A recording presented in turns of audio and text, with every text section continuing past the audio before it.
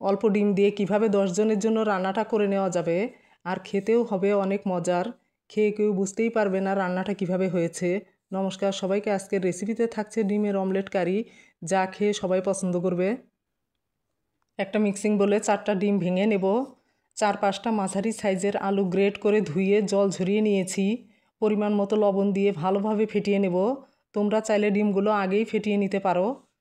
ভালোভাবে মেশানো হয়ে গেলে এক সাইডে রেখে একটা মশলার পেস্ট করে নেব।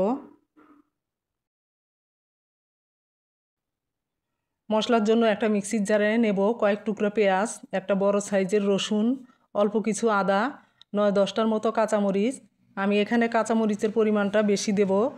10টার মতো কাঠবাদাম সামান্য জল দিয়ে এমন মিহি পেস্ট করে নেব। চুলায় ফ্রাই প্যান বসিয়ে 2 চামচ তেল দিয়ে গরম হতে দেব। তেল গরম হয়ে গেলে ডিমের গোলা সম্পূর্ণ ঢেলে 4 পাশ সমান করে চুলার আঁচ লো টু মিডিয়ামে রেখে ঢাকনা দিয়ে ঢেকে দেব। এতে করে ডিমগুলো জমাট বেঁধে আলুগুলো সেদ্ধ হয়ে যাবে।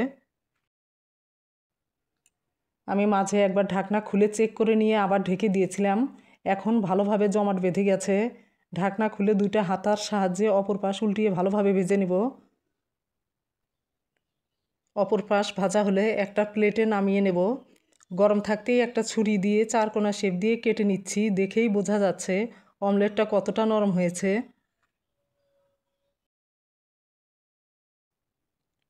সবগুলো কত সুন্দরভাবে পিস পিস করে কেটে নিয়েছি। সবগুলো কাটার পর দেখতেই পাচ্ছ কতগুলো পিস হয়েছে। একদম প্লেটটা ভরে গেছে। কড়াইয়ে পরিমাণ মতো তেল নিয়ে কিছুটা আলু ডুমো ডুমো করে কেটে নিয়েছি। সামান্য লবণ হলুদ দিয়ে লাল করে ভেজে তুলে নিব।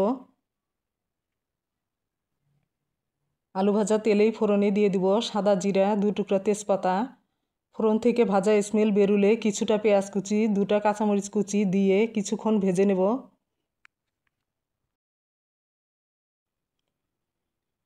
পেঁয়াজগুলো এমন ভাজা হয়ে এলে মশলার যে পেস্ট করে রেখেছি তা দিয়ে বাটি ধুয়ে একটু জল দিয়ে কিছুক্ষণ কষিয়ে নেব। মশলা অর্ধেক কষানো হয়ে এলে কিছুটা গোটা গরম মশলা, 1/2 চামচ জিরার গুঁড়া, 1/2 চামচ ধনিয়ার গুঁড়া, 1/2 চামচ হলুদের গুঁড়া, 1/2 চামচ দেব শুকনো মরিচের গুঁড়া। যেহেতু কাঁচামরিচ বেশি ব্যবহার করেছি, কালারের জন্য দিয়ে দেব 1/2 চামচ কাশ্মীরি রেড চিলি পাউডার। এটা শুধু কালারের জন্য দেব, ঘরে না থাকলে দেবার প্রয়োজন নেই। পরিমাণ মতো লবণ। এই সব কিছু সামান্য জল দিয়ে কষিয়ে নেব যতক্ষণ মশলার কাঁচা গন্ধটা না চলে যায়। মশলা কষানোর সময় আমি আরও 2 টেবিল চামচ তেল দিয়েছি। মশলা ভালোভাবে কষানো হয়ে গেছে। মশলা থেকে তেল আলাদা হয়ে আসছে। এখন পরিমাণ মতো জল দিয়ে ফুটিয়ে নেব। আমি এখানে গ্রেভিটা ঘন রাখবো, সেজন্য 2 বাটি জল দিয়েছি। তোমরা ঝোল রাখলে আরও 1 বাটি জল দিয়ে দিবে। ঝোল ফুটে গেছে। এখন অমলেটের পিসগুলো দিয়ে 1 মিনিটের মতো ঢাকনা দিয়ে ঢেকে রান্না করব। ঢাকনা খুলে কয়েকটা কাঁচামরিচ, কিছুটা ধনিয়া পাতা কুচি আর 2 টুকরা লেবুর রস দিয়ে আবারও ঢেকে দেব, যাতে কাঁচামরিচ আর ধনিয়া পাতার স্মেল কারিতে ছড়িয়ে যায়।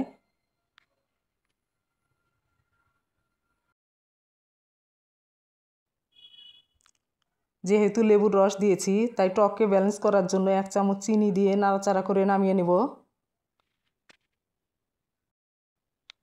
তৈরি হয়ে গেল ডিমের অমলেট কারি, যা রুটি, পরোটা, সাদা ভাত, পোলাও সব কিছু দিয়েই খেতে ভালো লাগবে। আর ছোট থেকে বড় সবাই পছন্দ করবে। রেসিপিটি ভালো লাগলে অবশ্যই লাইক কমেন্ট করে জানিও।